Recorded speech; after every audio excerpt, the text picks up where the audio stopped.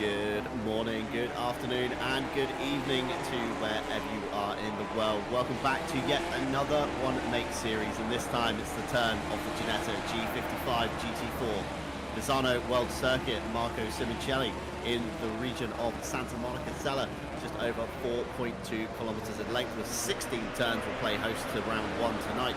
I'm John Dalton, your lead commentator, alongside me, Jesse Lee. And behind the camera is a new face in the form of Ash Bibby. And of course, a big hello to our live stewards. Welcome back, everyone. Welcome back indeed, John. Welcome in to Ash Bibby, who absolutely has no idea what they're getting themselves into tonight. Fresh off the racetrack from Saturday. The title sponsor of that race as well is in the booth doing the cameras tonight as well. And, well, it's just good to be back. We had the Porsche Cup, and now we've got Ginetta Season 2.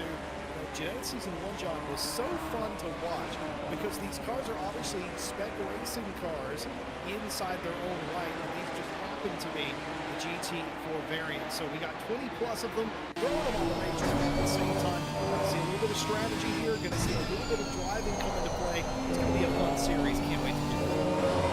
Yeah, of course, it's not the first time that we've seen the little Ginettas take to the stage here in a one-race series. But let's ride on board for a moment with Richard Hutchins giving a tour around the Misano World Circuit. Of course, designed and homologated essentially as a motorcycle racing circuit. Curves are very flat. There's a couple of anti-cut speed humps in the way of corner entry and corner exit. A few tight, slow, twisted turns, as being a few of them here. Turn 4, 5 before opening up to turn 6 down, essentially the back straight, should we say, in finger quotations, where we do meet a slight turn in the straight, which does count as turn 7 before, of course, the long run down to turn 8, essentially, where it's quite wide. You know, the track limits are very generous on the outside, even the camera of the road on the inside kind of suck the car around the hairpin, so expect to see plenty of passes here tonight. I'd also put my money on seeing passes here in turns 9 and 10.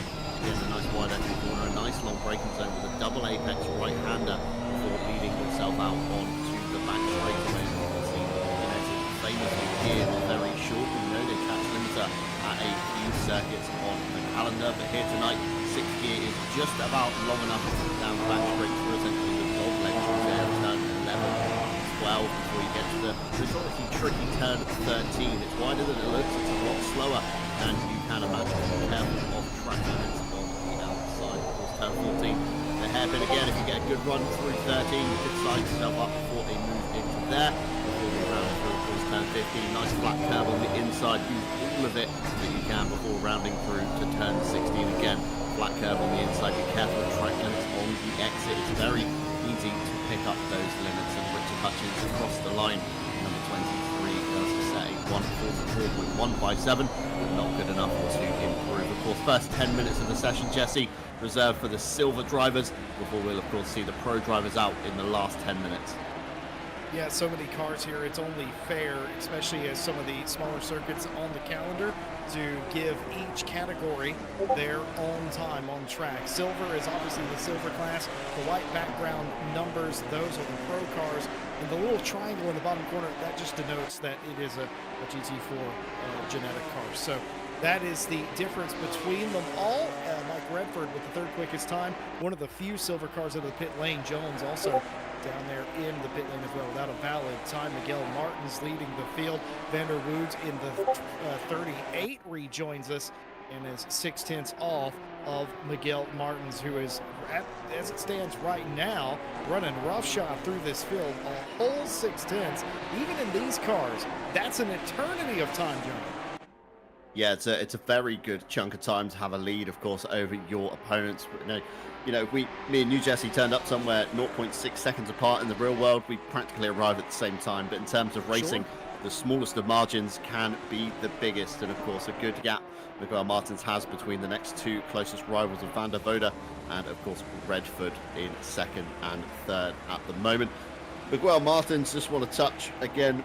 A very colourful field here tonight in the Ginettas. Everybody turning out their best efforts in the custom liveries, but the terrifying faces are like Jesse. We saw it last season. We saw it last season. Yep, we saw it last season. Unfortunately, they are back, and this time there's two terrifying cars. Miguel Martins. What have you done? He's running one of them alongside, of course, Snooty McFlude in the other one. So we'll have a look on the grid walk, a closer look at some of the liveries that have been turned in tonight. But I do warn you, there may be a few jump scares. I know Halloween was a few weeks ago, but we're continuing the theme here tonight.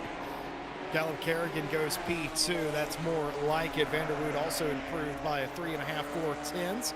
Jonah Razor up to 4th now as Miguel Martins comes across the line. They're sitting on that 42.6. Will they improve this time over the line? They did not on that lap. It was a 48, so I wonder if that may have been an outlap on that occasion. Either way, that is certainly a car and only a face a mother could love. And as you can see, it's sponsored by Golf. It is a Golf sponsor car. And I've just thought of what Miguel Martins has done here. If they are going to run away with this race, I don't think they will, of course, but if they were to do that, historically, we don't show the leader when they're not in the battle as much. We don't have to look at that car quite as much. So maybe doing us a little bit of a public service here. The Wheelie So Racing team returns. Kevin Boss behind the wheel, who's celebrating a birthday today, by the way. I won't tell you how old he is, but certainly he doesn't look as old as he actually is. So Mazel Tov to you, Kevin Boss, out here trying to get it done a little bit sideways through that second sector there in the Tramonto. Look to tidy that up if they look to get a bit further up the time and scoring grid. Yeah, happy birthday indeed to Kevin Boss there, and it's great to see the community all coming together and honouring people's birthdays, should we say. It's a very rare occasion that we do find out about birthdays here in the comms box, but of course Kevin Boss being one of our staff members, we a little bit more about him than maybe the average driver. Currently down in P12, being shuffled down all the meanwhile, needs to get an improvement in if he does want to get up the silver grid. Of course, he's only got a small margin to Tim Ireland, and of course the 711 just behind, nicking at his heels across the line. Small improvement, puts himself ahead of Tim Ireland, just behind Burnett in the 888, and that's a very small gap again in order to capture the next position up the grid. And of course Richard Hutchins not too far down the road either, so tidy up that lap, Kevin, and you never know, you may find yourself up in P10. Yeah, very interestingly, just as that happened, it looks like Aaron Jackson has taken provisional pole away from Miguel Martins, a 42.550. And what alerted me to that was the 98 car that Jackson's piloting stopped after they got through the curve of Del Rio. And I thought something had gone wrong there because they were with other cars, but no, they were just resetting to the pit lane. So Jackson currently quickest here for the silver class as time is just about expiring for them. It'll be about 50 seconds from now. Actually, yeah, it will be about that time, and the pros will be released from the pit lane. Now, a couple of cars are already sitting at the end of pit lane F1 style. The 41 Pro car will lead them out of the pit lane. For the time being, though, the silver car still out there trying to make up time, several of which doing that to great effect. Miguel Martins 7/100ths off of the pole time. Callum Kerrigan doing a good job in the Vulcan racing car, looking to pick up something here, and nope, it's not on for them. They're bringing the mustachioed car down the pit lane. Are we coining the phrase the mustachio car now in Callum Kerrigan's case?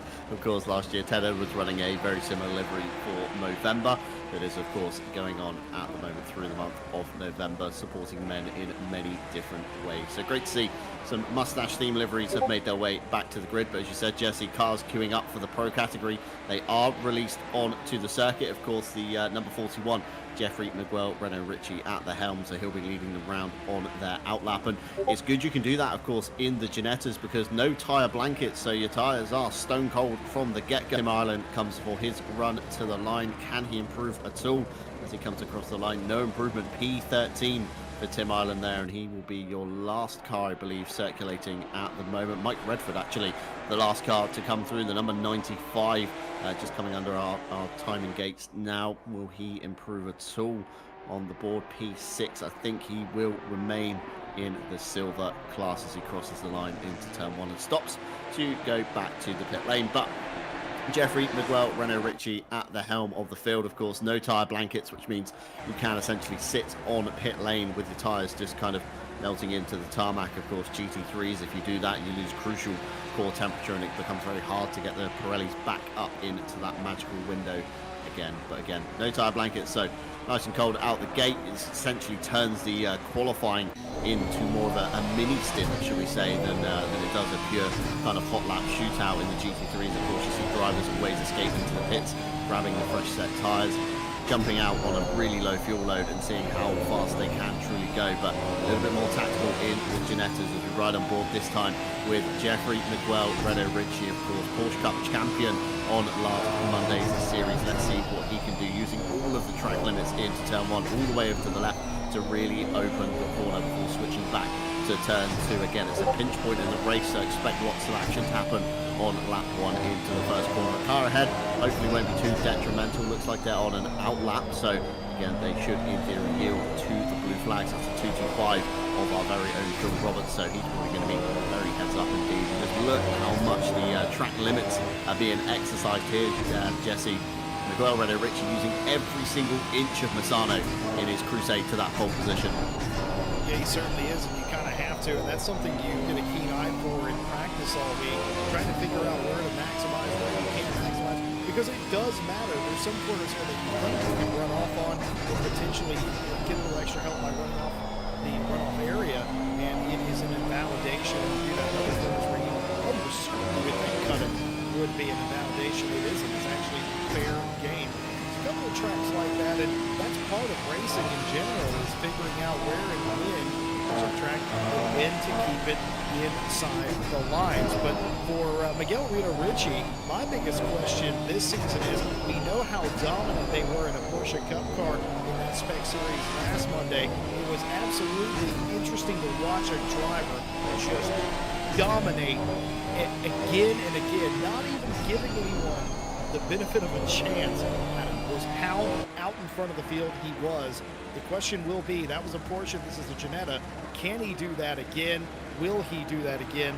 And his first lap will not count. It was a 41.5, but won't count because it was invalidated somewhere out on the racetrack. Yeah, it's interesting you say, of course, about Jeffrey Miguel Renault Ritchie's dominance in the Porsche Cup, of course. Andy Boardman took overall top time in pre-qualifying, followed by Nico Kumpu, and then Renault Ritchie in third. And Sim Brothers, guy you're watching here, Mitchell Menez Rodriguez, again, their team efforts had a very strong showing in pre-qualifying as well. So keep your eye on the kind of Jurassic Park themed car, should we say. Last time out, of course, Jesse, you remember they ran an almost 1-to-1 with the Jeep from Jurassic Park, and this time switching up a little bit, but they're all in the same car, different rim colors, so that's going to be how you denote who is who. And Menez Rodriguez going for a kind of matte grey style of wheel on his car.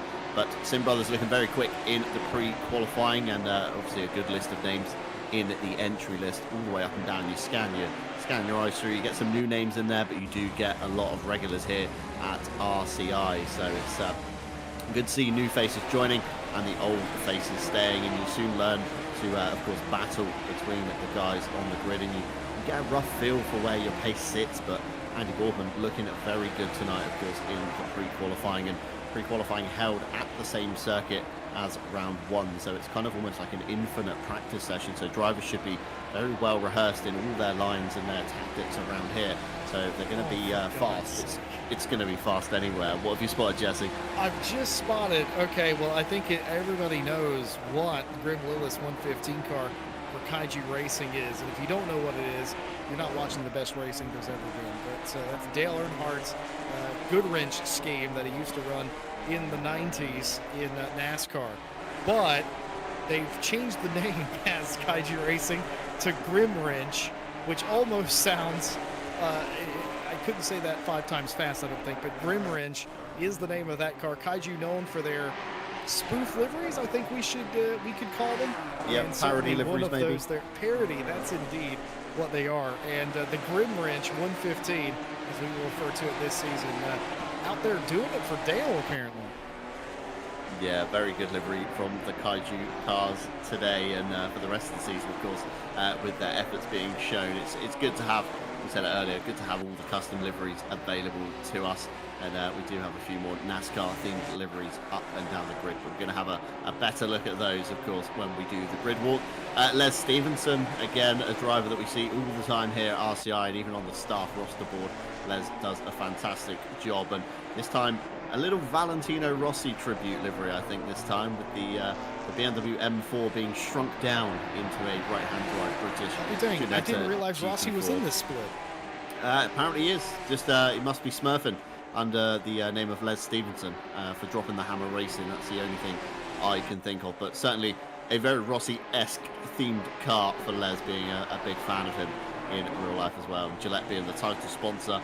And I wonder if we're going to have any close shaves tonight for Les. Goodness gracious, I can't believe that you've said that. Hopefully not. Les Stevenson is a driver who took a little bit of time away from organized sim racing and just busy with life, that sort of thing. We all know how that goes, but came back and immediately started threatening top 10 positions. Could he continue that here in this new Ginetta Cup season? He's got a little bit of work to do. Might be up on their time here. And coming across the line, several cars improving. Miguel Rito Ricci has come across the line and improved their time, or I should say set a time. Remember, their initial time of 41.5 was disallowed because they had cut the course somewhere out on the surface, but their next lap was valid, a 41.475. That is 4/100ths better than Andy Boardman, the #1 qualifier for the series as it stands. They share the front row. Nico Kumpu and Marius in the 139 is your next row, and that is a big gap between Kumpu and the 139 there, nearly 3/10. Yeah, that's a big gap, isn't it, between the top three and the rest of the top 10, should we say, in the pro category. You've got to go all the way down to Tom Shipston in P13 before you reach the magical 1 second mark, and a few pro drivers struggling to get ahead of the silver drivers tonight. Again, Sinu Plu, Grim Lilith and Byron being one of them. Of course, classes denoted by pre-qualifying times overall. Of course, pre-qualifying did end over the weekend. 42 drivers actually lodged a time with a sign-up. We did have 43, but one driver not signing up to commit to the full season. But 42 drivers did take the helm. We split it kind of almost down the middle. Top 24 received pro status, and anybody 25th and down got the silver status, we say in finger quotations, because sometimes, Jesse, we know the silver drivers can put on an equally good showing as the pro drivers, and we've seen them come between championship fights before in the past. So, you know, it's early days, but you're going to want to dispatch all of the silver drivers as quick as you can to try and capitalise maximum points from round one. Of course, you don't want to be scrabbling about for those all-important points come the end of the season. And we do take you on a very nice season here for the Ginetta Cup. Of course, round two, we'll find ourselves in South Africa for Kyalami. Round three, we're headed stateside for Watkins Glen. Round four, back to the European leg for Zandvoort. And round five, we round off in the Nürburgring. Not, of course, the Nordschleife, the point of everyone in the ACC community is talking about this week. Fantastic news to come out of Kunos alongside the GT2 cars, knowing that we will get the full Nordschleife later on next year. It's going to provide some fantastic racing, and I'm sure RCI is going to grab a slice of that, and I, for one, cannot wait to drive the circuit, let alone past some events from the circuit as well. News that nobody saw coming, and I know somebody's going to go, well, Jesse, we all wanted it to come. Yeah, there were people that speculated, but there was almost a 0% chance that the Nordschleife was going to come to ACC. It just didn't make sense. So I was in the camp very much of that would be excellent to have, but there just doesn't seem like a chance for that to happen. And then obviously there's all the rumors of, oh, Nordschleife coming, and there's no merit to that. And I think a lot of people had lost a little bit of hope that they would ever see it. Certainly one of the stranger bits of news in sim racing for 2023, that the Nordschleife is real and it is coming to ACC next year. Absolutely insane news coming in the past week or so, and even that news wasn't as cut and dry, because it was announced by the Nürburgring themselves, and then it was retracted, and then it was confirmed, and then it was officially announced. What a week. Yeah, it's been a hectic week for ACC news and hectic qualifying session. To be fair, we've not really touched on the movers and shakers, but Renault Ritchie looking very strong at the top of the table, currently sat in pit lane. Tom Shipston makes a small improvement up into P13, and we've got two more cars to come across the line yet. We've got Jake Boswell again for the Kaiju Racing purple car. He's coming down pit lane to practice the notoriously hard pit entry, I was going to say, and he proves me right. Clips the wall on the inside, smacks the Armco on the outside, and then pulls it off to the side before coming to the lane. Victor Nordquist not having a good time here, Jesse. Not even set a benchmark time, should we say. So this is going to be his last stab at it. All the way down in P37 at the moment for the Sim Brothers Racing. Comes to the line. Does he improve? He does, thankfully, up into P19, but he's also in the mix of the silvers as well. So going to have to dispatch of a few cars before he can get to his opponents. And of course, normally we do run the championship standings at this point, but of course, being round one today, there are no championship standings. So, going to have a quick message from, of course, our partners here at RCI. AK Esports, of course, a leading Italian company in esports management and organization across the world, and providing our server solutions here at RCI, and a fantastic job they do with that. So if you believe they can help you out at all, then be sure to check them out. Driver61.com, of course, where you can get 25% off your driver coaching by using our discount code. The link can be found in the description below, and heading on over to driver61.com. From one-on-one coaching to full driving courses, the folks over at driver61.com will have something that fits your needs. And of course, with the Nordschleife coming out very soon next year, maybe we can partner with them and teach you how to drive the famous circuit. Of course, Fanatec, one of the leading brands in dedicated sim racing hardware, including force feedback wheels, direct drive units, pedals, load cells, and much, much more, including their new Quick Release 2 that they've recently released in the past few months.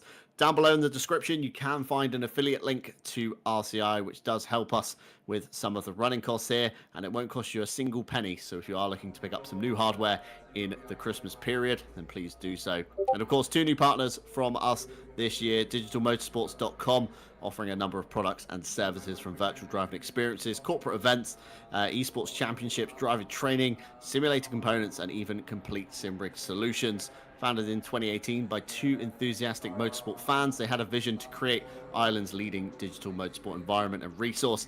Visit the link down below if you believe they can help you out with that one. And lastly, but no means least, Go Setups, formed to be one of the premium esports setup stores for ACC.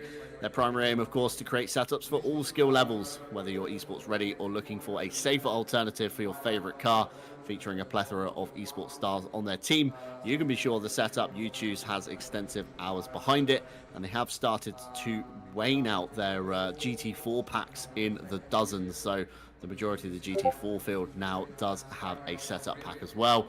And of course, with Nordschleife on the horizon, I'm sure they're going to be one of the first to get a pack out for that one. But fantastic scenes at the moment, Jesse. Misano World Circuit, some fancy drone shots from Ash Bibby down with the cameras, and you get a closer look at all those liveries, including the NASCAR themed ones, Jesse. There's one coming up left-hand side of your screen right now. Oh, boy. Yeah, quite interestingly enough, I had a conversation with I guess Phil Roberts is technically the owner of Kaiju Racing. I don't know if he has a partnership with somebody else, but we were actually discussing Jeff Gordon's mid-1990s scheme. Of course, this is the earlier Rainbow Warrior scheme on that particular car for Phil Roberts, and they went to a different one after this, but this is the very early one, or the earlier one, and very nice to see that. A lot of people, when they remake Jeff Gordon's car, they do the later one with the thinner stripes and the sparkly bits and all that, not the original one. So nice to see that. Nice to see all these cars, in fact, just lovely looking cars. You can tell a lot of these drivers, they take as much pride in their livery design and selection as they do their actual racing as well. They want to come out here, they want to put on a show, but they want to look good doing it. You got to respect that. Yeah, absolutely. So, and a few more NASCAR themed liveries, Kai Jolene and Grimwrench, to name two more, and then the two terrifying faces that we do not want to see of Sunu McFlude and, of course, Miguel Martin side by side on the Oh grid. So, if no, you're they're in on the the same row as well. if you're in the front row of that grid slot, good luck to you. I wouldn't want to look in your mirrors at all for the first opening lap. Also, of course, Callum Kerrigan, right hand side mustache themed livery. We've got Les Stevenson in the Rossi themed livery down the back as well, and still plenty more cars to come. Yeah, we're about two-thirds of the way down the grid. You can still see the amount of cars towards the back. We've got John of Racer, we've got the number 47 on the right hand side, little Taco Bell Pokemon themed livery, I think, of Jake Boswell. RPMS, of course, with their iconic kind of minty fresh black and white liveries that we see in all of the championships. Ted Edwards to the right hand side, Mike Redford to the left, and then a few new names down the back of the grid. Of course, even the custom liveries all the way to the back of the grid. It's not just the front runners that get all the airtime that produce these. Like you say, Jesse, everybody takes pride in, you know, designing a livery and getting it out there on the grid. Of course, Kevin Boss for the Wheelie Slow Racing, Tim Island towards the back as well. And there we go, the three more cars that look very similar, so this is going to be super confusing for us up here in the booth, along with the Sim Brothers Racing. Of course, they've also got very similar liveries, so we're going to have to be on our toes tonight when we begin casting. But Miguel Renault Ritchie will lead us off the line, of course, followed by Andy Boorman, Nico Kumpu, Christian Lindgren, Valerius Nordquist, Stevens, Dorber, Roberts and Byron round out your top 10 as we trundle down, of course, to this first sector. It's the typical pinch point, isn't it, Jesse, where it all kicks off. But the glorious thing at Misano, of course, plenty of runoff to avoid the chaos that might ensue on lap one. Speaking of the chaos, I have confirmed with the stewards that there is the possibility of a race restart, a rarity, but something that is typically on the cards here for these races. If the majority of the field get involved in a lap one incident, at steward's discretion, they can elect to restart the race, put everybody back in their qualifying position, and have a second take. I have been informed that that is unlikely today, simply because the sheer amount of cars on the racetrack, for it to be the majority of the field, it would have to be one of the largest accidents in the history of sim racing, not just RCI, but sim racing in general. We're talking Macau levels of accident here, and I just don't think we're going to have that happen here today. Hopefully we don't have any incidents, but it is so many cars, 38 of them, one of them Lauren Dion in the pit lane. I wonder if that's out of self-preservation. There's been a 5-second penalty already given out to the red car, the 25, and he's given a warning for using in-game chat during qualifying, and a second warning for avoidable contact in qualifying. That led to the 5-second penalty. 2 warnings, by the way, were then initiated, are automatically converted into a 5-second penalty. You get 1 warning for free, you get another one, they give you a slap on the wrist. That's exactly what's happened with 25. Yeah, 25 going to have to keep it super clean in the race, of course. Already being on the steward's radar super early isn't always the best move. But yeah, so many cars, Jesse Lee. It's fantastic to see with the grid so packed, of course. And this is just kind of in the drop down, should we say, of ACC. Of course, it's been out for a considerable amount of time now, but people still signing up to events here at RCI. And if you do want to sign up yourself, head on over to our website. That's racerci.com. You can see it down in the bottom left-hand side of your screen with all our partners cycling through.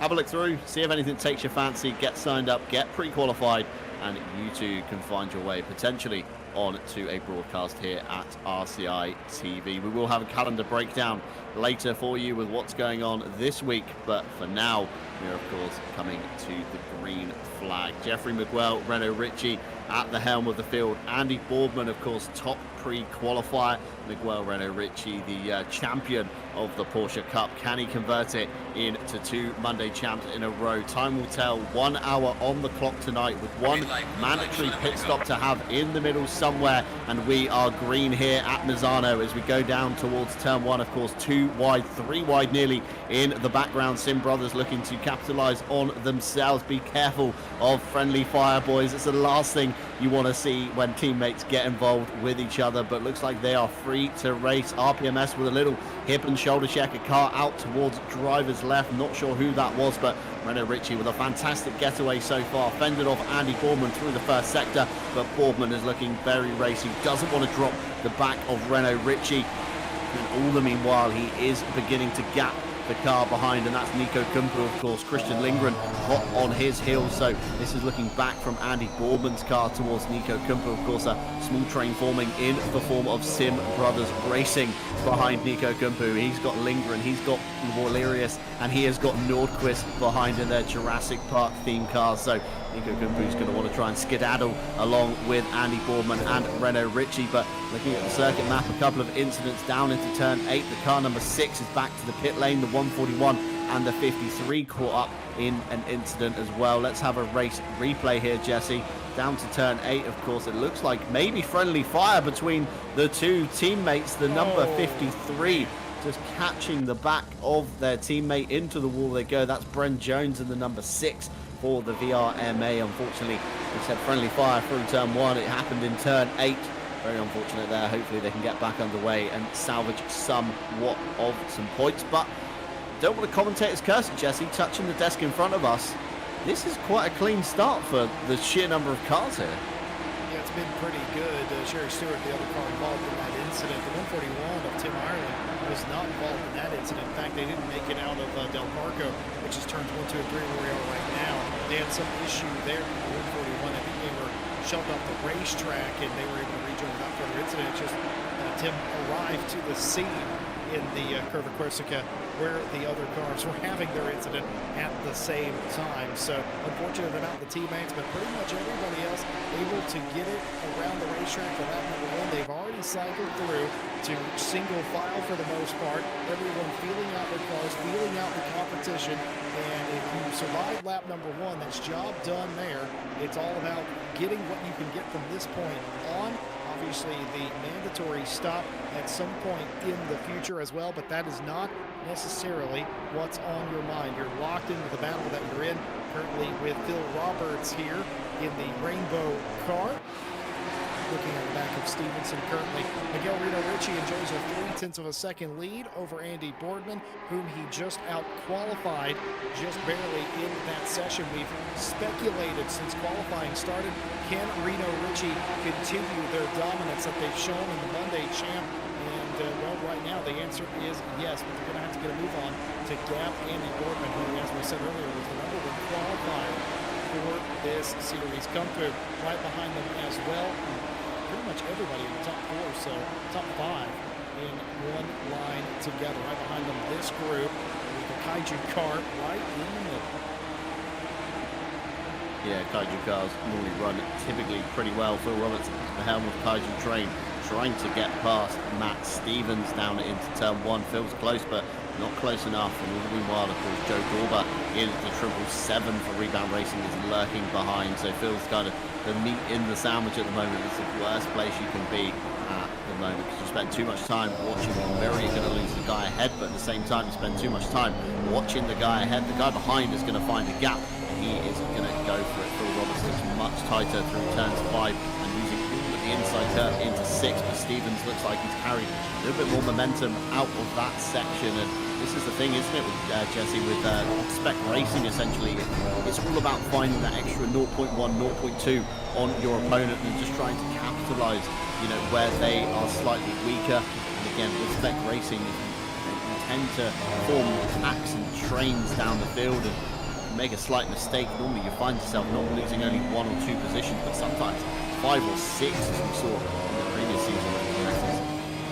Yeah, you certainly do. The 53 has come down pit lane. That's Sherry Stewart. They have decided to bring that car downhill. However, they were involved in that lap 1 incident with their teammate in the 6th, Bryn Jones, at least I believe it was their teammate. But Bryn's sitting in the pit lane, and 53 is just trying to fix the damage on that car. Hopefully they're able to continue. Everybody else still out there on the racetrack. Tim Ireland, despite that rather inauspicious start of the race, they've caught up to the back of this train. Right behind the 604, I believe, of Sarah Stamp right now. And these guys right here all over each other. Oh, and there's been an incident just in front. There's been an incident. Was Kevin Boss involved in that? I don't know. But several cars go skidding off of the racetrack. And with the new liveries, it's sometimes hard to tell exactly who's who, but several cars off there. But they are all able to clear the track and get back into the fray. Let's take a look. What do you see here, Jim? Yeah, let's have a look down into the hairpin, of course. Callum Kerrigan gets run into the back of. Malcolm then checks up, and Kevin Boss has nowhere to really go or react in time, being so close, of course, in the pack racing that we do have performing near the rear of the field. But you know, it's all that it takes. It's just one car being a little bit slow through the corner, the next car behind just not paying attention, and then the third car has nowhere to go, no time to react. And that's when you get the kind of concertina effect that we see so many times at Monza Turn 1, you know, drivers braking cautiously with 3-4 cars back, somebody not braking as cautiously and all bunching up, and all hell kind of breaks loose. And that's what happened there. It seemed Callum Kerrigan just kind of backed out the throttle when maybe the car behind was on power, and Malcolm up the inside into Turn 8, a very forceful move on Sarah's start there. Sarah giving up the inside and very heads-up driving to, you know, not turn into the apex and completely clatter into Malcolm on the inside. So the 199 on a bit of a comeback, going to try and get his way back up through the silver field after the kind of chaos that did ensue down to the back of the circuit. But Mike Redford leading this train, of course. Kevin Boss just behind Richard Hutchings, Callum Kerrigan, number 7, 11, Malcolm Starn and Ireland, all in this train with even Rude just at the back as well. It's one of those trains, Jesse, we said it earlier, you make a mistake, you're not only going to lose one place, you're going to lose 5 or 6 at least if you're at the helm of this one. Well, going back to your comment about having nowhere to go, being the third car in line, what do you think the 5th, 6th, or 7th car in some of these trains feel like? It is an accordion effect. There's not a whole lot you can do about it, and beyond the initial contact, that's obviously accidental. There's nothing anyone else can do. I mean, how would you like it if you were on the highway or the motorway and somebody hit the brakes in front of you? Sure, you may stop, but the car behind you is going to have even less time to react, and etc. and so forth. So that's kind of what goes on in these races like this with so many cars, especially at a track like this.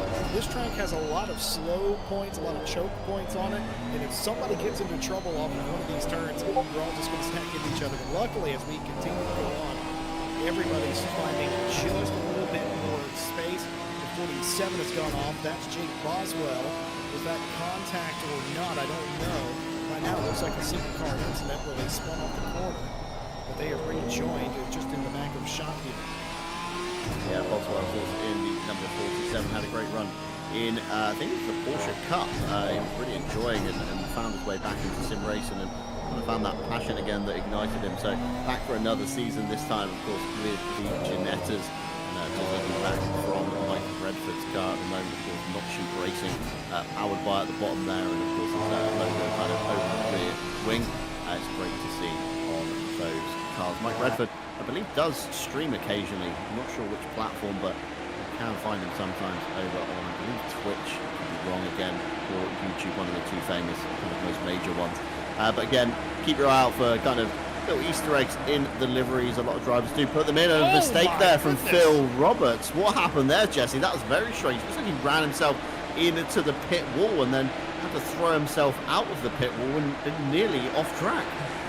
I don't know if he got the wall. I didn't quite see that, but I know he was pointed in a really odd direction. He was just trying to maximize turn 1, John, is what was going on there, and maybe got a little bit too much. Of course, you touch the grass, and these cars, especially at high speed, at the end of a straight, kind of pulls you off the racetrack just a little bit. Could have been a little bit distracted by that, but nice recovery. I expected them to fully miss turn number 1, but somehow they're able to keep it in the middle of the track, recover for the second part of that turn, which, being completely frank, is the more important part, the second and third part of that section, the Parker section, and no harm, no foul done there other than the scary moment. Nothing gets your attention more than making a mistake like that. I guarantee you for a little while, Phil's going to end up driving just a little bit better because he's going to be a little bit more concentrated now not to make that mistake again. Yeah, it certainly wakes you up, doesn't it, Jesse, when you nearly throw yourself off the road or into a mistake. You kind of jolt. It's almost like when you're asleep and you kind of jolt yourself awake in the middle of the night, and it gets your heart racing, it gets your focus going again, and Phil's not going to make that same mistake twice. Tim Ireland with the door wide open into 9 and 10. That nearly saw Rude up the inside. He did have a little look. He thought about it. Tim gave him the space, but just couldn't carry enough speed through the first couple of sectors to get alongside.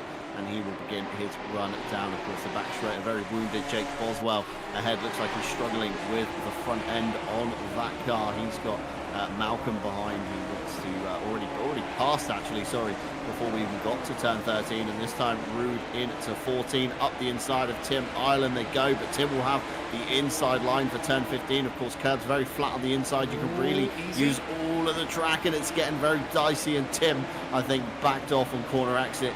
Knew the fight was maybe lost at that point and just let Rude through, but heads up driving, of course, 49 minutes on the clock still to go. And if you're kind of unwounded and out of trouble at the moment, what's the point of detrimenting yourself towards the pit window end of the race? Yeah, the thing about Rude making that pass, of course, is that he's got that 5-second penalty we talked about earlier from qualifying infractions. So realistically, Tim Ireland hasn't lost anything here at the moment. Who knows? Maybe Rude gets up there, punches a hole in the air. Oh, they're all going to come together here. They're going to be 2 by 2 off of this turn.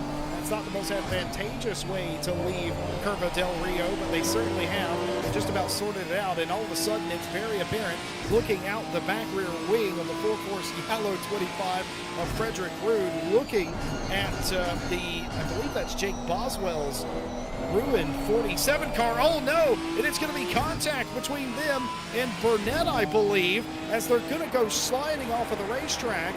What I was going to say initially was it was very smart for Ireland not to fight that, because those gigantic curves on the inside of the track, if you're not careful, they can shoot you back onto the racetrack.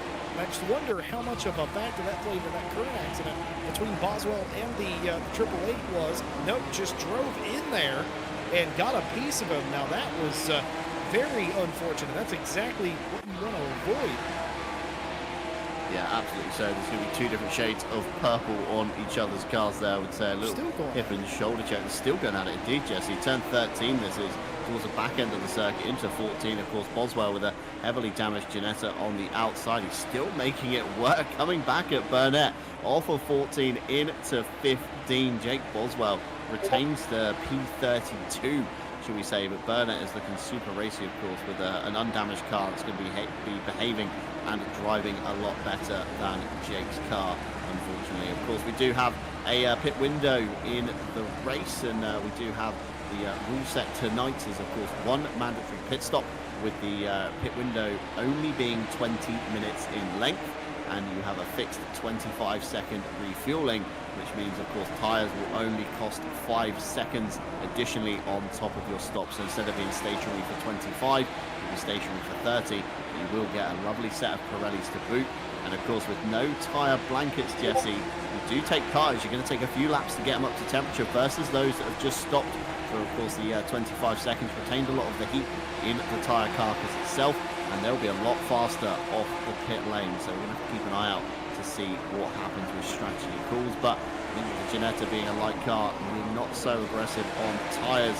Can't imagine too many drivers will be taking them tonight. Yeah, I agree with you there, partner. What is interesting is Richard Hutchins in the 23, they're down the pit lane. They've been stationary for an entire lap. Don't know what happened to the 23, but Richard Hutchins into the lane and stationary for what has been way longer than what would be a normal pit stop for them. And obviously the pit stop cycle hasn't even started yet. So something amiss there on the 23 for the British driver. Think about Roskamp for Rebound Racing. So many cars, so many teams in today's race trying to defend here from Tom Shipston. Shipston's trying to go up the inside, and he's going to oblige. He's going to get it done. Can Roskamp shut the door? Yes, they can, exiting Rio and down the straight, just about getting it done. That is exactly what you're looking to have happen when making a pass there. Excuse me, that was Roskamp making the pass on Barium.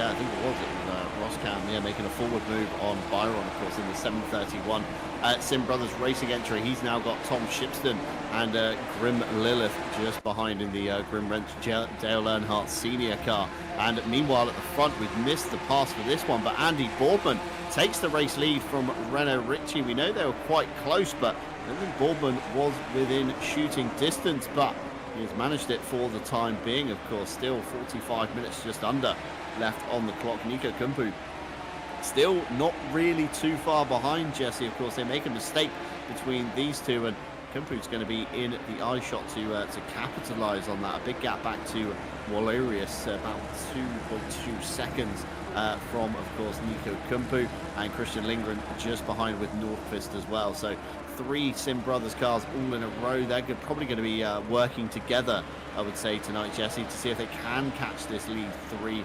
They're all in their kind of own space, though, just behind Walerius, leading, of course, Lindgren, leading Nordqvist. A good 3 seconds between Lindgren and Walerius, and 2 seconds nearly between Lindgren and Nordqvist as we run aboard here. Looking at Andy Boardman, this is from the passenger side, of course, over towards the driver's side. This is a good view of all the kind of arm work going in, but fantastic detail on the seat of the Ginetta, of course, for a virtual game. It seems very silly on how the cars used to look many moons ago. We didn't have this level of detail in sim racing, but you can see everything from the stitching to the seat to all the different materials throughout the car, and even the labels on some of the data trackers and ECUs in the cockpit as well.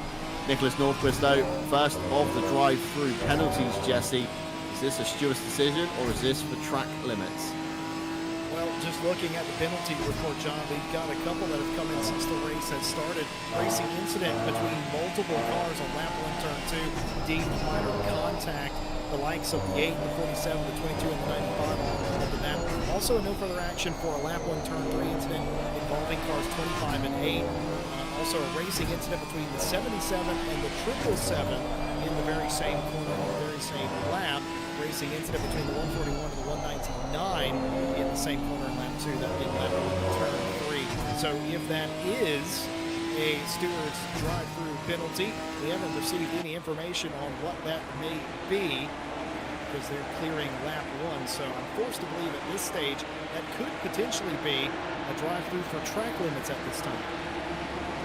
Yeah, we mentioned it earlier, didn't we, in the qualifying kind of run-through of the laps. It's super easy to pick up track limits, especially with the Ginettas. Of course, they're a slightly skinnier car than what you would be used to in a GT3. Of course, the ACC track limits normally denote 2 or more tyres, of course, outside the track limits. That's normally a warning for gaining an advantage. So if you're used to positioning a GT3 car here, it's going to feel very different, especially with the steering wheel being on my side, should we say, of the car. The right-hand side, of course, most drivers being of the European nature, might not be used to this. And we already had somebody in the YouTube chat say, I would have loved to have signed up. However, the car sits on the wrong side. And the answer I had for that was Alex Smoliar for SMP Esports. When he drives the Bentley, has the camera positioned all the way over to the left-hand side of the car. So he sits dead central in what would be essentially a left-hand drive Bentley. And of course, you could do the same in the Ginetta as well. And it would feel a bit weird not having a dashboard, but again, change settings in the HUD, of course, to get the car's dashboard back on the screen. So it is an interesting point, and I only learnt about it when, of course, we hosted the esports here at RCI for the esports challenge. Of course, we hosted it at the beginning of the year. Tuned into Alex's stream while I was off out of the commentary box just to see how SMP were getting on. And yeah, he drives it from the left-hand side of the car in game, despite it being a right-hand drive car in the real world and, of course, in ACC. Well, I just noticed exiting the first section of turns, the 604, the 888, and the 47 have had a second coming together. Don't know exactly what happened, but all the cars were still on the racetrack for a significant portion of time. And I'm curious if it was just bumper-to-bumper traffic that led to that incident. Let's see here if this shows us anything. It was exiting this section right here. Oh, yeah. Oh, my goodness. That was about as fierce of a bumper car as you ever would expect. And, yeah, the other car's just piling through, trying to slow up and not hit the car sitting on the apex is what's going on there. So, just the 2 cars involved with that one. I was going to mention Richard Hutchins has joined us in the chat and told us what exactly has gone wrong for the number 23 car today, citing a software issue. The background is flickering at an uncontrollable rate. It's impossible to drive. Oh my goodness, the huge slide into the turn there off of the final turn, nearly coming to blows, but just about getting it slowed up sideways to keep from making the contact. Nearly coming to contact, but just about able to save it. That is that's a Code Brown moment if I've ever seen one. Yeah, I would say certainly a Code Brown there for Sam Burnett, of course, on the inside of Sarah Starn through the last turn, turn 16. Very nearly came together, and Sarah Starn running a little bit wide in turn 4. That's going to allow the inside line, of course, to Burnett. And I think Sarah has given up that fight. Burnett goes through up into P23 overall. Would count down the list of silver honours, but that's probably about just inside the top 10 at a rough guess, or just outside the top 10 at least there, but for silver honours nonetheless. Meanwhile, flicking forward, we've got Ted Edwards here with this is Alexander van der Voda behind the number 38 Ginetta. They're chasing each other down, although van der Voda being the silver car, of course, Ted Edwards being denoted into the pro category, and he of course will surrender no championship points if this battle goes the other way. But of course ahead of him he's got Miguel Martins, which again will net no championship points, but Richard Phillips ahead of him will be the next car. So Ted's in a bit of a silver sandwich at the moment, although pit window is open, Jesse Lee, so we expect to see a few cars coming down the lane very shortly. Of course this will be a good time to get yourself out of any fights that you're in. If you're in a bit of a stalemate, nobody's really gaining, nobody's really losing, you just can't find a way past the guy ahead, look down the pit lane and see if you can do it in the pit stops. I've seen a few drivers already practicing stops tonight, and I think that was one of the successes to Wolf Matushka's championship. Of course, remember last time out he was our Ginetta kind of champion the first time we ran this series. Of course, Marius Torzidlo and Christoph Verstreppen in second and third. And silver honours, of course, saw Christian Lindgren beat Konrad Jetson and Dominic Fekete to the honours. And Christian Lindgren this time finds himself in the pro category, currently running in P5 for the Sim Brothers entry. So not only can you start at RCI from the bottom, you can also progress your way to the top. So if you do want to get involved, of course, head on over to racerci.com, and we're even dabbling our toe in the iRacing sector as well this year. So if you are looking for some iRacing events, we do even have something for you. I think the Road Championship is kicking off this week. I do have a breakdown of this week's calendar, but for now, of course, Ted Edwards looking back at Alexander van der Voda, and Ted Edwards down the lane. Very careful on the pit entry into the Armco as well. The bump catches everybody out, Jesse. Yeah, it sure does. You talked about that in qualifying, how it could come into play. I think we've all hit that wall one time or another. I've hit it on both sides. I've been playing pachinko with that wall a few times. So it's very easy to get that done, and it's so difficult because you only got one shot. You're trying to maximize is why you do that. You're trying to maximize in the pit lane, and some pit lanes, the way they curve, it just messes with you mentally, and you can't judge the distance nearly as well as you think you can, or you think you can keep on full speed. Then you actually can, and it all goes a bit wrong, and you end up hitting the wall. I've seen people hit the inside bit of that wall. I've seen people ride the outside of that wall. I've seen people get stuck sideways in that pit lane. It's just so tricky. It doesn't look a whole lot like anything when you're looking at it, but I promise you, for some reason, it is deceptively tricky to get in here at Misano. Just the one taker here early in this pit cycle. They still have an additional 60 minutes going down pit lane, mind you. I'm surprised nobody else came in, or nobody didn't come in as quickly as they otherwise could have done.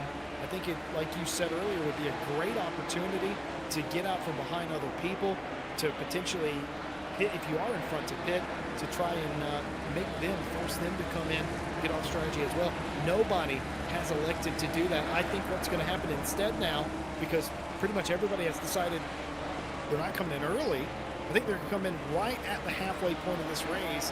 What do you think tires would do in that case, having half the race left? Would you risk it to put tires on this car? Yeah, I don't think there's much point for tyres. Of course, if you're a late pitter, you're going to take at least 2 to 3 laps to maybe get them up to temperature into that match operating window. whereas all the guys around are going to be on fresh tyres. And Renault Ritchie has taken the opportunity to come down pit lane. Last time by, of course, he was behind Andy Boardman in P2, so Boardman is now free to go, 4.3 seconds to the good on Nico Kumpu. Renault Ritchie is now progressing his way down towards the pit exit. Meanwhile, Phil Roberts getting very close to Christian Lindgren. He's going to try the outside into turn 9.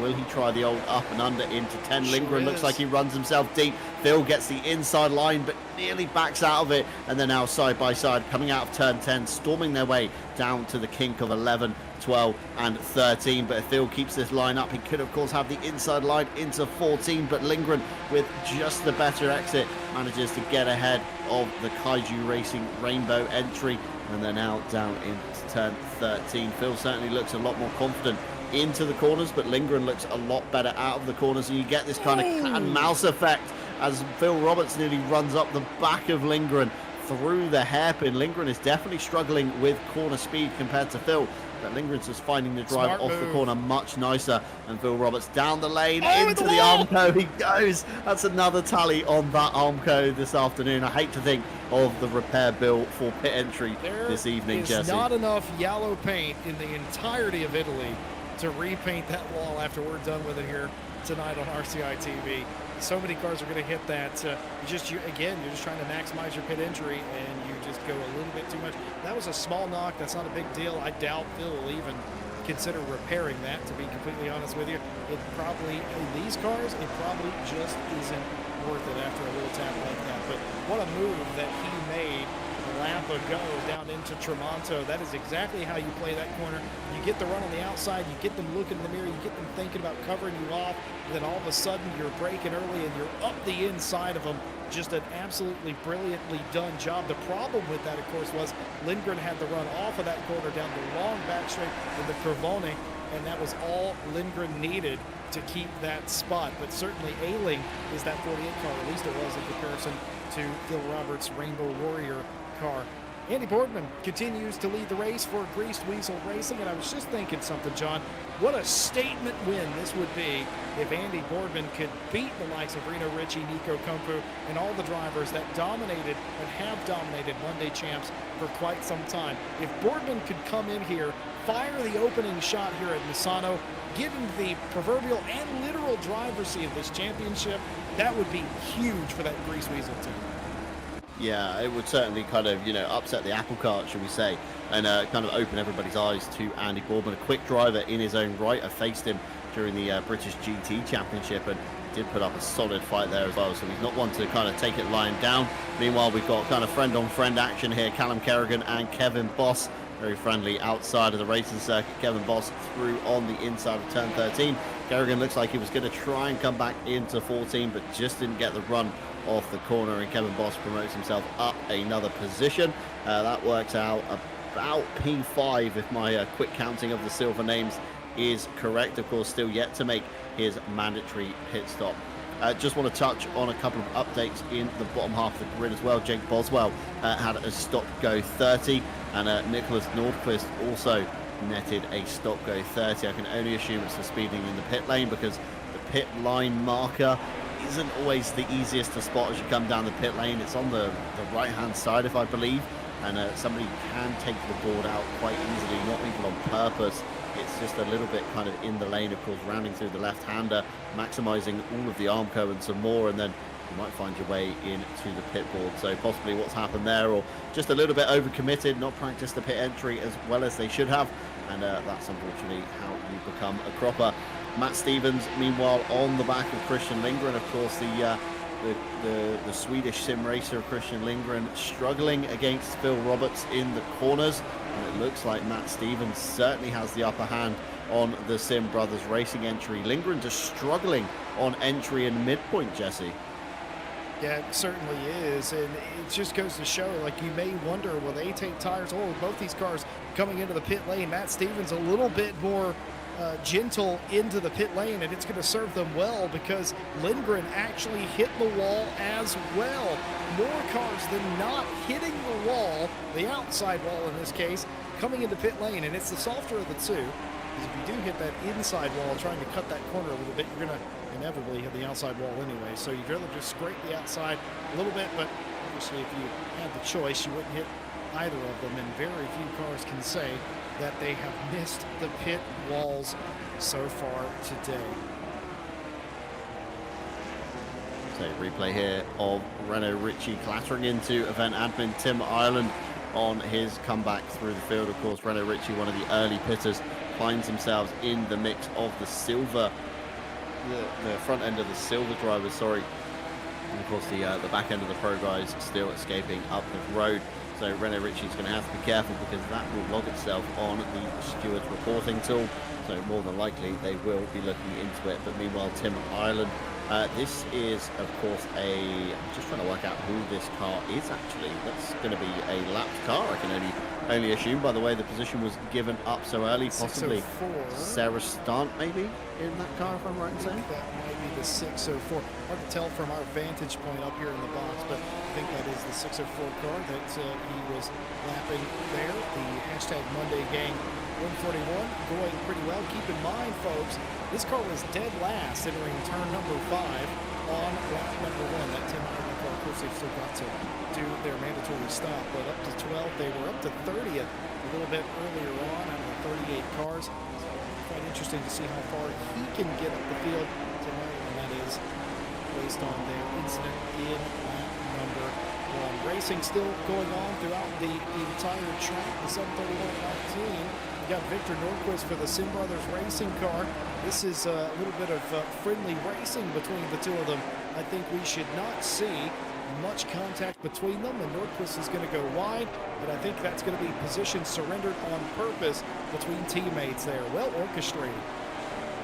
Yeah, well orchestrated indeed. And you know, the Sim Brothers are probably sat in their Discord call, just communicating with each other and having a really good time. And it's, you know, great to see, you know, good strong showings of you know, teams in the event. There's no constructors or teams championship in RCI. It is kind of every driver for themselves, but you know, possibly you give your teammate a favor in the early season, it may come back later on in your favor, and you say, remember Misano, remember what happened, remember when I let you pass?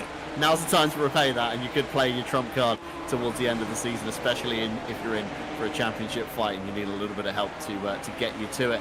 Meanwhile, John Eraser and Snooty McFlude are together on circuit, although pro and silver driver, and John Eraser probably thankful he's behind the terrifying face of Snooty McFlude ahead. I'd hate to be Les Stevenson, the next car in the train, although Les is escaping away from those eyes down into turn 1. Les at the moment goes, and there's always going to be a corner ahead watching those eyes off the front end. But Halloween was a few weeks ago, folks. I'm very sorry that you're still having to witness this, but it's as terrifying for us up here in the broadcasting booth as it is down on the circuit for drivers. And I think once we did see Stewie brought us a rear view mirror of a car ahead of Stewie McFlude in his broadcast, and it was absolutely terrifying. Almost as terrifying, Jesse, as Les Stevenson's face on the back of a 992 Cup car. There is nothing frightening about Les Stevenson's face on the back of any race car. I welcome that. You know, we've got Les Stevenson's face on the back bumper of race cars. We've got Ted Edwards' face on the wing end plates of some cars as well. Some faces certainly showing up here and there, as I believe that is still the 604, and I believe that was them just getting out of the way of this group rather than them having an incident. Some very well, nicely shown sportsmanship going on in this race, but let's see. This is what happened here. Oh no! So there was contact here between those two cars, but this is a corner further or a corner away from where Stant was getting out of the way. So I think they were recovering from an incident and were a bit slow to begin with. But contact there between those two cars, but they were able to continue on. Aaron Jackson down the pit lane, Tim Ireland down the pit lane. That will mean there's only 3 cars that have yet to do their mandatory stop.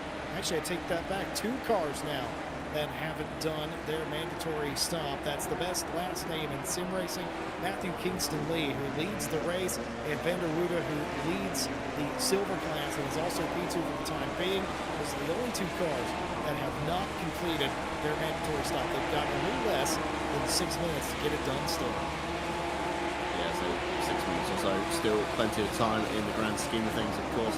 Lap time here being about just under 2 minutes, so you've got at least two and a bit laps, shall we say, to kind of get going with that one. So yeah, that is a lap qualifying, so 1:43-ish in race pace. Meanwhile, riding on board here with Phil Roberts, he's got the Jurassic Park squad ahead of him in the form of Christian Lindgren and Bjorn Wallerius in the number 139. Of course, no team orders going on here at the moment. Lindgren is going to essentially act as the rear gunner, I guess, as we see in a lot of touring car events. It's always the favoured lead car kind of gets the preferential treatment, shall we say. So Lindgren's going to have to mount a hard defence against Phil Roberts, and fingers crossed, of course, that Lindgren, whatever issues he was suffering earlier on with corner entry and midpoint, have relieved themselves on that Ginetta. Meanwhile, Byron, speaking of Sim Brothers, at 7:31 with a drive-through penalty. Jesse, I can only assume that's going to be another track limit strike for them. Yeah, what's quite interesting is we haven't had anything new come out of the steward's booth. They are looking at some things, but beyond that, we don't have any information on whether or not that would be anything steward-driven. But based on peek in the bear box, John, and what they're looking at, doesn't look like anything that would have been to do with Byron in the 7:31. So I'm forced to believe, once again, that is drive-through for track limits, which, by the way, if you're uninitiated, that is an ACC assigned penalty and not a live stewarded penalty. Once you have went over the course limits 4 times and been warned for it, the 4th time gets you. I think we've seen 2 of them today, unless we are corrected at some point by the stewards. Best last name in sim racing into the pit lane, and that will complete the cycle of pit stops here. We'll see how everybody shakes out. It looks like Reno Ritchie has taken a commanding lead, as commanding as it possibly could be in the class today. He has overtaken Boardman on the cycle of pit stops, and he enjoys a 4.5 second lead on Boardman now. What went on that pit stop, I wonder? Was it a slow stop, or was Reno Ritchie just on it, I wonder? Yeah, I wonder very much as well. Boardman's pit stop timer not actually showing on my tool. I can tell you Reno Ritchie was 1 minute 21.2 from kind of entry to exit. Nico Kumpu 1:21.1. Everybody roughly in the 1:21s this evening, so I can only assume that 1:21 is without tyres. Nobody really kind of 5 seconds up on that. I mean, Snooty McFlude maybe with a 1:26. Again, could be damage that was fixed rather than tyres taken. As drive-throughs again, Roskam, I've just noticed, has netted himself a drive-through. Such a shame, having a very strong run in the number 96 Rebound Racing. Down the lane he will come, down the order he shall cycle, and Track Limits claims yet another victim here tonight. Touched on it earlier, the RCI calendar this week is getting a little bit busier. Of course, Wednesday's Team Championship starting up again this week, and it's the turn of the GT4s to take to the stage. Currently plenty of spaces left for this one, so get your names down while you can and get that pre-qualifying done in the next few days. Thursday isn't ACC this week, as we touched on earlier. It's in fact iRacing as it gets very dicey on track. De Jong somehow managed to pull that up. That's not Malcolm round the outside. I'm not sure who that is in the livery, in the blue and yellow. It's not Les Stevenson either, so I'm not even sure that was for position, but that was absolutely committed. Matthew Malcolm, as you can see, way up the road there. That wasn't Tralala-Linen, was it? No, it wasn't. That wasn't Liv. No. It was the number 376, I think, looking by the 375. I added an extra law in there, and I do apologize. That's Tralala-Linen, not whatever in the world I said. My apologies to Liv. I'm not sure who that was. I'm still very confused. That looked like the 375, actually. That was De Jong on the outside in the blue and yellow car. I'm not sure who was sending it up the inside, but somebody very committed to taking the lap of De Jong. I can only imagine chaos. How they drew up in time in turn 13 is beyond me, Jesse. about De Jong. De Jong got scared off the racetrack. They saw that car in the rear view mirror sideways sliding through there, and that wasn't them overrunning the corner. That was them overrunning the corner in self-preservation. I think there's a difference in between the two, and may have surrendered the spot there. Certainly surrendered the spot to a car that was on a different lap, according to our live timing, but either way, scary moment there. I think I've worked it out. It was, in fact, Liv on the outs. Liv in the purple car, and then, yeah, De Jong, it was 4th position. It was for P29 overall. I've just had a flick through my game just to kind of understand what happened there. But, yeah, how they managed to pull up in time was beyond me. But it always seems to happen every time I try and have a rundown of RCI or mention partners or something. It's like the racing gods can hear me somewhere in the world. But Thursday isn't ACC this week. It's in fact iRacing. iRacing Road Season 2 begins this week with GT4s and MX-5 Cup cars sharing the same circuit. Round 1 will take place at Virginia, and again, plenty of space for this one as well. Friday, of course, is the return of the GT Sprint Season 13 we're up to now this week, with round 1 taking place at Kyalami. Again, lots of names have signed up, but not too many have actually done your pre-qualifying. So, this is a reminder, if you're watching back this broadcast from tonight and you're in Friday's event, get your pre-qualifying done because the clock is ticking. And of course, Saturday this week, it's not night out, but it is a big one. It's, of course, World Tour 2023. And this time we're heading to Suzuka for 24 hours of racing. SPHE Motorsport go into round 4, 181 points at the top of the field, close behind the RCI Esports Blue with 161, and nipping at their heels with 156. Jaime, of course, after a strong start to the season and a non-score, unfortunately, at Bathurst, have slipped to 4th overall, 115 points, so the championship still very much alive. Of course, we'll be live from Green to Checker, I believe, here on RCI TV, so remember to keep your eyes peeled for that. It's going to be a fantastic event, but 24 hours of Suzuka, Jesse, it's going to be a cooling one, not only for the teams, but also for everybody involved, even us here at RCI TV. It's going to be a chaotic one. Yeah, it certainly is. 24 hours anywhere is a long time. 24 hours at Suzuka. The track plays like a mini Nürburgring, and I know that's a cliched statement, but it is such a long racetrack. It's a high-speed racetrack that takes a lot out of you. I'll be surprised if you see too much double stinting going on in that race. It's a track that, if your car's feeling pretty good, it's actually pretty easy, but if you're having to find it at all, it is a long old race. So we're going to go twice around the clock around there as well. As voted on, by the way, by the community. That wasn't just something the event managers came up with. They were asked to pick a track to do a 24-hour race on. The votes were majorly 24 hours of Suzuka. I'm not a mind reader, John Dalton, but if I were, I reckon I could tell you what track they're going to select in 2024.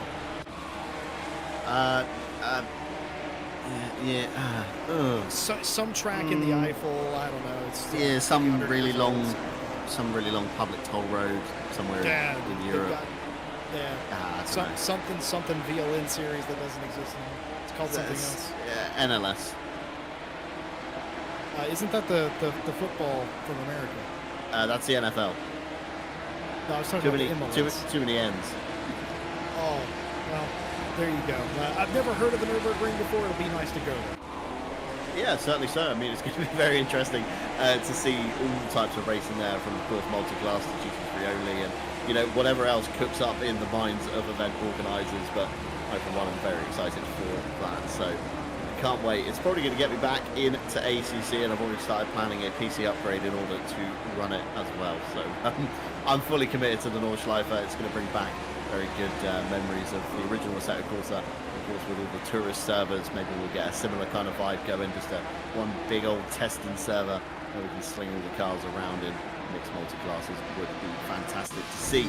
But back to tonight's action. Les Stevenson coming under pressure right now from Jackson, just behind in the number 98, of course. This isn't for any honours, this is just going to be purely for overall honours, but no championship points, of course, pro and silver cars between the two. Les runs himself a little bit deep through turn 13 and 14, probably put off by the fact that Snooty McFlute is just behind him as well, with the terrifying eyes on that Ginetta. Please, Ash Bibby, no more for the broadcast. The viewers have had enough here, but Snooty all over the back of Aaron Jackson as well. He's going to want to get past the number 98, Jolene, I think it's pronounced, of the play on the old Valvoline cars, the Supercars era, NASCAR era, the livery kind of ended up going everywhere. But Snooty looking very racy indeed, and the face is getting forever closer, and it's going to no doubt make a move very shortly. And of course, once they do, they then get closer to Les Stevenson. It's going to be for overall championship honours, but this is a much more preferred view, like I said, Jesse B riding on board of Snooty McFlue from the inside of the car, and the camera set up perfectly so you don't have to see the terrifying face on his. Yeah, and I love Ash Bibby's doing jump scares about a week after Halloween. Cheers for that. But yeah, I love the cars. I love everybody's interpretation of what a good car is. Don't tell me, you're not going to tell me that isn't intimidating and that isn't there for a reason. Because it's distracting, it's intimidating, it's an excellent tactic by that team to put those faces on the race cars. And for our broadcaster, Ash Bibby, he knows what he's doing. We have had a plethora of penalty reports come in. Luckily, most of them are racing incident, but I'm going to rapid fire them off to you. Big thank you to the Stewart team today. I know they were short-staffed, and huge ups to a couple of broadcast staff who also helped them today in the booth. But McKenna McConnell, the one handing us the slips of paper today, racing incident between cars 53 and 6. Racing incident between cars 25 and 23. Racing incident between the 888 and the 711. We're just now on lap 2, by the way. Racing incident between cars 23 and 25 again. 15-second penalty for car 25 for taking out car 28. Position is returned out on lap 3, turn 15. 5-second penalty for car 31 for hitting the 199 in the rear, spinning them around. The 31 and the 199 both do not have a lot of time to react for the incident ahead. 31 could have braked more and tried to avoid the contact and minimize severity. So a 5-second penalty for the 31 on lap 3. Racing incident between the 62 and the 47. Racing incident between the 47 and the 62 on the very next lap. We're on lap 5 now. Warning for car 62 for avoidable contact on car number 38, lap 6. Warning for car 888, lifting the brakes mid-corner. The 888 lifts the brakes mid-braking and dives the 47. Position returns. So a warning for the 888 there on lap 7. Racing incident between cars 225 and the 77. Racing incident between cars 731 and the 96 on lap 8. Warning for car 888 for braking too late, forcing its way past the 47 again. Position returned. That warning upgraded to a 5-second penalty due to it being a second warning. 15-second penalty for car 888 for taking out car 604. Position returned on lap 11. Racing incident between the 41 and the 141. Drive-through penalty issued on lap 18 for car 139, taking out the 604. Position not returned. We saw that one, in fact, on lap 1826. Racing incident between cars 96 and 60 on lap 20. What a mouthful that was, Jesse Lee. And while you had all of that rattling off, a few more people decided to pick up their own penalties in the form of Walerius. Again, a drive-through penalty. And I think somebody else later, a bit down the field as well, also netted themselves to drive. I think it was Burnett in the 888. They're also coming down pit lane for another trip as well. So these drivers falling foul of the track limits that we did, of course, mention in the kind of pre-show, pre-broadcasting era as well. Just want to touch, of course, on something new to us here at RCI. Of course, we've not spoken about this on an ACC broadcast, but those of you in the sim racing know-how and the sim racing loop would have known, of course, EAWRC came out just last week, of course, from the ex-team of Codemasters, essentially, that was bought out by, of course, EA Studios. They've come to us with a brand new rally title, which is fantastic in its own sense. I've been getting many a playtime out of it throughout my week off work last week. and of course managed to enter in the inaugural event that we held here at RCI, exchanging the Racing Club International for Rally Club International. And of course with the aid of RaceNet to organise your own rallies and events, multiplayer is essentially a thing, albeit you are the only car on the stage. And of course the final results are in. Gladkey took the overall kind of win, should we say, across all the stages, put in a monstrous time of a 33 minutes, 22 seconds, with 1:56. Closest competitor, which I thought was a fast time when I set my time, can I just add, Mitchell Menez Rodriguez, who is of course in the race tonight in P9. He finished 53 seconds, nearly 54 seconds behind. And then the next closest competitor was Grim Lilith, who finished over 1 minute and 9 seconds behind to round out the podium. So absolutely crazy scenes in EA WRC. That was with the WRC2 cars at Rally Portugal. And I think next time we're heading to Monaco with the F2 pit cars. So front-wheel drive NA monsters around the snowy, twisty, icy mountains of Monte Carlo. We can only assume what's going to happen when we find an open cliff face somewhere along the rally. But that event will be up next weekend over on the RaceNet Club. We do run 2 clubs at RCI, of course, Club 1 and Club 2. Club 1 for your more kind of one-off events, casual kind of get-involved events. Club 2 is going to be denoted to more of the longer kind of championship rallies, essentially, that we're going to start hosting later on down the line. But get on over to the Discord, link down below in the description. Select the EA WRC title to get access to the rally channels and have a browse through and get involved there. I, for one, can say it's a very fun game. Needs a few tweaks, a few optimizations, but once you've overlooked that and actually got into the game, super fun. Highly recommend it if anybody is looking to pick it up. But of course, meanwhile, back to the action tonight here on Assetto Corsa Competizione. Renault Ricci still leads Andy Boardman, although he's not too far behind. 0.7 to the good last time by. The next nearest competitor, of course, Nico Kumpu in the number 256. 10.3 seconds behind. So Boardman's got a clear rearview mirror. He's got his sights set out the windscreen on the back of Renault Ricci's car. Can he do it, Jesse Lee? Of course, we said this would be a big upset if Boardman manages to do it, but I think Renault Ricci isn't going to have an easier season as he did last time out in the 992 Cup car, especially if Boardman can keep this pace up across the next 4 rounds of the calendar. Yeah, this is going to be incredible. We're going to have a battle here for the win of this race. Before it's all said and done, I do believe a 4.5 second gap has been erased. Andy Boardman has taken the fastest lap of the race just recently. He's reset fast lap as well.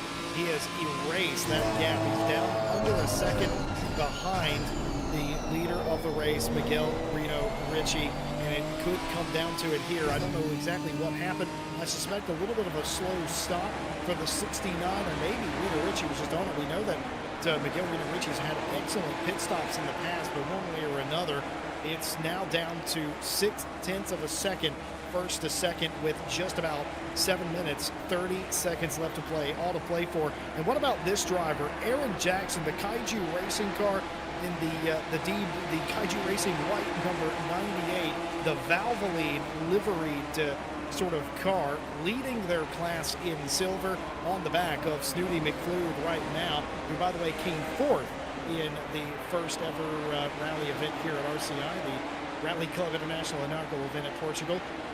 He was 2nd in what I deem the Hyundai class behind Grim Lilith, but he was 4th racing inside the top 15 here today as well. We got a lot of crossover between rally and ACC and iRacing. A lot of drivers, they just love to race, and that's the brilliant part about RCI. It's something great. Yeah, it is a great kind of thing, isn't it, about RCI? As you said, there is something for everybody here. So if you are looking to get involved, of course, racerci.com. Head on over there, have a look what we've got in the form of iRacing and ACC events, and of course, head on over to the RaceNet section where you can find all the kind of WRC related content as well. And again, if you're looking to maybe not race with us, but just get involved with us here at RCI, we are forever always on the lookout for extra staff. It of course makes everything easier in a manner of events. We are still on the lookout, I believe, for commentators, broadcasters, and stewards. You can never have enough stewards on the team. So head on over to the Discord, scroll down a little bit until you see the staff vacancies channel. Have a look through, have a read, and PM the relevant staff member to get involved. Again, it's fantastic kind of group of people. No real, you won't be thrown in at the deep end. You're fully trained in the roles you apply for and help you every step along the way. So, you are looking to get involved, like Ash Bibby is behind the cameras, of course. He's taking the plunge with us on the broadcasting team. It's fantastic to have somebody else behind the cameras other than Stewie, it seems. Stewie's having no one to go with some stewarding. So again, flexible roles around the grid. But Boardman looks like he's got a good run this time. Down into turn 8. He's going to try the outside line. Jesse, of course, the road cambers away on the inside. Renault Ritchie on the favoured side. He uses all of the curb and some more. Boardman nearly hangs it around the outside. He's got just a snout behind going into turns 9 and 10, but will he try the old up and under? I think Renault Ritchie's going to be wise to that one. Covers off the outside, looks very slow in the mid corner though. Boardman's got to maximise his exit because there's a long drag now down to turn 13. Can he capitalise the slipstream? Under 5 minutes to go, Jesse. Do you reckon he can do it? I reckon he can do it. It's going to be a fierce defense here. We haven't had to see Miguel Reno Ritchie do too much defending in his career here at RCI, but he's had to do a little bit there, and it's caught Andy Boardman unawares as he nearly runs off of the racetrack. I would say he was off of the racetrack as they enter the Curva del Carro and now exit back through Curva Misano and down the pit straight in just about a second or so. Boardman can ill afford that to happen again. He's going to have to make a move. It's going to have to be decisive, and it's going to have to be now. 4 minutes left in this race, just about 3 laps of racing left. He's going to have to pick his moment. He's going to have to stand his ground and make this pass. Miguel has been quick since the jump in RCI, but now he's going to have to defend. How good of a defender is he? How much practice will he have had defending, being as quick as he is? And how much has Andy Boardman learned by following Ritchie for the past 6 or so laps, catching him? Yeah, Bournemouth's of course going to be analysing, isn't he, behind him all the time, where he can gain, where he can kind of, not gain so much and then, be a bit reserved in corners where he knows that Ritchie has the square. Boardman knows he can gain. He's going to go full attack, and that small mistake through turn 13 last lap cost him 0.7 of a second, and he's kind of back to where he was just a few laps ago, but already chunked down about 0.2 off the gap, nearly within the half a second window. So he's going to be benefiting somewhat from the slipstream down the long straight into 13. He's not going to make the same mistake twice, I believe. And looking at the circuit map, there's maybe one car ahead that could be the detrimental factor. Of course, the number 141 is ahead of them on track, and could that be the spanner in the works that Andy Boardman needs, of course, to pass Renault Ritchie? It's looking very racy down into the hairpin of turn 14, the open sweeper of 15 now, and with fantastic heli shots from above. Of course, turn 16, the last corner. It looks like Boardman is much more confident on the brakes into the corners, but looks like Renault Ritchie has just enough to hang on coming out of the corners. 2 minutes 35 on the clock. We're going to go 2 more laps, Jesse. Time is running out for Andy Boardman here, but it looks like Renault Ritchie is struggling to make the apex in turn 1. Boardman looks far more confident on turning. Certainly does. The grip going away in Ritchie's car. Boardman still has plenty of turn in, but that's the scary part. Boardman keeps running off of the racetrack trying to maximize to stay as close as possible. How many warnings does Andy Boardman have for Greased Weasel? Will that come into play? Will that be an issue? Because Ritchie has put his car exactly where he needs to, despite the fact that he's been a little bit slow into and off of some of these corners, lacking grip, as we said. That doesn't really seem to matter because Ritchie's able to put the car where Boardman needs to go to make the pass happen. As close as they've ever been, Boardman has made this pass already in this race, lost it on the pit road cycle, clawed back nearly a 5-second gap to get to this point. With the sand in the hourglass ticking away, does he have a little bit more more magic left in the Greased Weasel machine to get around the 41.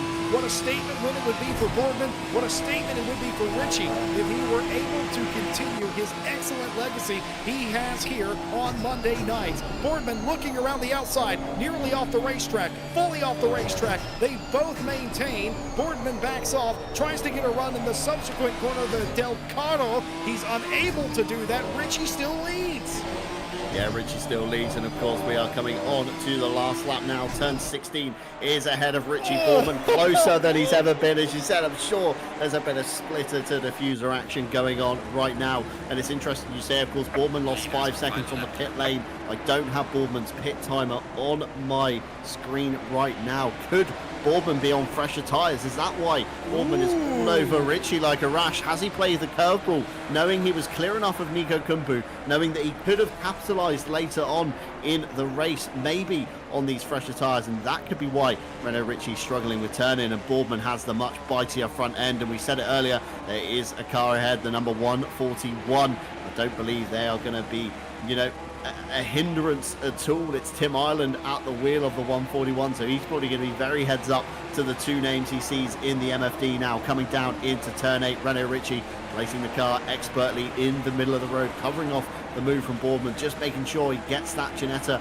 around every single turn. He's more than halfway through the lap now. Turns 9 and 10. Boardman looking very confident, trying to do the old up and under, I would say, at that point. But again, Renault Ritchie just about covering off the middle of the road, and time is ticking now. We've got a flat-out kink coming up next. We've then got, of course, turn 12, another flat-out kink before the dab of the brakes for 13, a hairpin at 14, swooper at 15, and of course the final turn at 16. Boardman this time gets to the inside. He's got a little bit of a nose on the inside of Renault Ritchie. He's got to do it. Renault Ritchie covering off the inside perfectly into 14. Andy Boardman opens up the corner, tries to get the better drive off into 15, but I think Renault Ritchie has just about done enough here in the number 41 Thomas Engersim Racing. Boardman very wise. He's not going to send it into the final corner, but Renault Ritchie comes across the line to take round 1 win, followed very closely by Andy Boardman in the number 69. And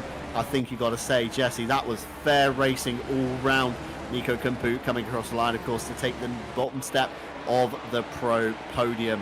And Rebound Racing looking very strong in 3 and 4 as well. But what a fantastic race. Renault Ritchie did just about enough to fend off Boardman, but that's going to have Renault Ritchie thinking Boardman is a contender in the Ginetta, and I cannot wait for this season to unravel at the final round of the Nürburgring. I think it's going to be a very close season between these two. Certainly will be. Joe Dauber comes across line. Phil Roberts holds off Christian Lindgren for 5th place.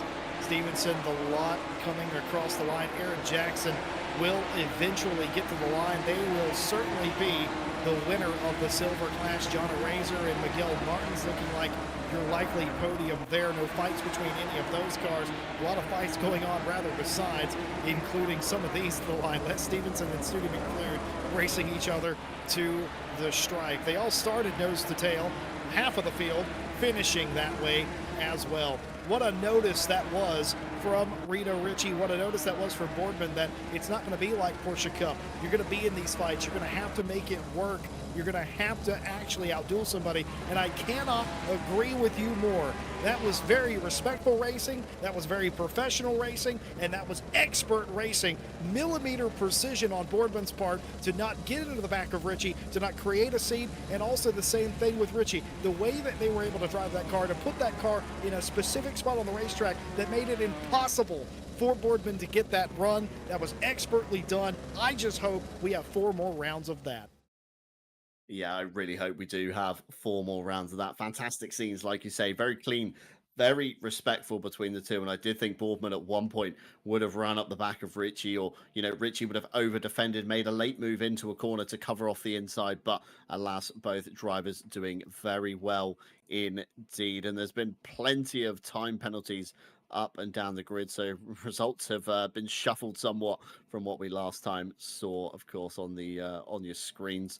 Of course, Kevin Boss with a penalty to his name around Van der Voda. Looked very close on the finish, but of course, Kevin Boss prevailing in that fight. Byron with a 5 second being shuffled down a little bit. Kingston Lee, 15 seconds to his name. We then had Menez Rodriguez with 5 seconds. I think that shuffled him down a few places. Rude with 45 and Burnett with 20. And of course, we did have a few drivers not finishing, unfortunately. 35 drivers did manage to take the checker flag. There will be a points haul on the board for them. And of course, we'll cover the championship results, posting any stewards' inquiries next week on RCI TV when, of course, we head to South Africa for Kaya Lami. And fantastic driving tonight, Jesse. Ginetta's, as always, providing excellent entertainment. The one make factor of things, again, you just can't beat it, can you? There's, all the talk of GT3 and BOP and GT4s and BOP. Just chuck everybody in the same car and see how they all fare. And it's exactly what we did tonight. And it provided some excellent racing, not only at the front of the field, but of course up and down, even in the silver category as well. One of the most fun things that you can do in sim racing is get yourself and get other drivers out of your comfort zone. There's a reason that for a week or so, the top mod for Assetto Corsa was a bread van, or as a box van, as you call it. We call it a bread van here. It's just getting yourself out of your comfort zone, doing something fun. Spec series are super interesting. I wish more series were not afraid of doing spec racing. You know who's not afraid of doing spec racing? Aaron Jackson, the Kaiju driver, the winning silver driver. Aaron, talk us through your race today. Hi. It wasn't too bad actually in the end. I thought it was going to be a bit more chaos on the first lap, but once I was through that, I was just maintaining a gap really to my other silver drivers. Well, we had the pit stop. We saw so many cars come into pit lane and tap the wall. We didn't see you do it, but that doesn't mean you did do it. What was your approach for your pit stop today? Nice and steady because I was in the lead. Nice and steady. 5 second between taking tires or not, so took tires. It make no brainer, so I had a bit fresher for the remainder of the race. Yeah, no issues for me on that. Aaron, I gotta say, it was an impressive run. So many silver cars, one of the biggest grids we've seen in quite some time, and you walk away the winner in the silver class. This obviously sets you up in a fantastic place for the rest of the championship, you have to say. Yeah, it's nice to be in a higher position. Normally, I'm languishing down in the bottom of pro every now and again, so it's nice to be at the top end of a grid in a rare situation. Yeah, it's hopefully good season going forward. Well, I gotta say, it was brilliant to watch you out there, to see the Kaiju car. Also, too, for those of you that don't know, Aaron Jackson recently joined us to help us manage the WRC events, which we talked about a little bit in today's broadcast. So thank you very much for jumping on board for that as well. And anybody you want to shout out, give thanks to before we go? Thanks to most of the Kaiju guys who are racing tonight. Thank you to Phil for making the wonderful liveries for us all. Gone for a nice NASCAR theme this year, this season. So yeah, this is a good start, and yeah, hopefully more people can join that little bit of a rally we've got going. There you go. Aaron Jackson, your winner here for Ginetta Season 2, round number 1 at Misano. He did it and made it look easy, though I suspect it was anything but. Congratulations, Aaron Jackson. Thank you. So fantastic to get a driver's insight into what happened, and of course, for his WRC efforts, it's much appreciated as well. And if you do want to get involved with us here at RCI, whether it be ACC, iRacing, or EAWRC, head on over to our website, of course, racerci.com, and EAWRC is exclusively in the Discord at the moment, so make sure you get involved, get the EAWRC tag, and get involved in some rally chat. But it's been a fantastic evening of racing, as always, on RCI TV. Jesse, can you confirm when we're next live for our next championship? Is it World Tour? No, it's this Friday. Of course, the opening round of the Friday Championship is, I believe it starts this Friday. And in fact, it does. Friday GT Sprint Challenge Season 13 live here on YouTube. And then, of course, the World Tour on Saturday. No night out this week, of course, because of the 24 of Suzuka. So we'll be bringing you those couple of races this Friday and Saturday. And of course, John, myself, and Ash will be right back with you next Monday for round number 2 of the Monday Ginetta Cup. I can't imagine it's going to, it can't be any more pressure packed than it was here today, but Kyalami always delivers. Yeah, Kyalami, of course, it's a bit of a tricky kind of technical circuit. It looks very simple on the face of it, but once you get down into the nitty gritty and the kind of small margins you do need to gain, it's very tricky to do so, especially with the elevation changes. Again, one make series, you get a bad run out of a corner, you know, you're going to find yourself getting swallowed up by the pack very soon. So, of course, next Monday, you'll find us at Kyalami with a field of Ginettas. Wednesday, of course, this week begins our GT4 Team Championship. Thursday, we begin our iRacing Championship, and Friday, as Jesse said, of course, the Friday, Friday, the GT3 Sprint Challenge also begins. So plenty of time to get involved, get signed up, and get pre-qualified. Again, racerci.com for that one. So get your name down, get yourself off to a strong championship start, and who knows where you'll find yourself come the end of the season. But of course, for tonight, that will be all she wrote. It's been fantastic to have you all here, whether you're watching back, whether you're watching live, or you're still kind of with us lurking in the background. Great to have you. And of course, a special thanks to our partners, AK Esports, Driver61.com, Fanatec, digitalmotorsports.com, and Go Setups. You can find them all down below and see their offerings from us here at RCI. But from myself, John Dalton, from Jesse Lee alongside me, and from Ash Bibby behind the cameras, we bid you farewell for now. We hope you have a wonderful rest of the week, and we'll catch you once again on RCI TV for Friday GT Sprint Challenge. Take care.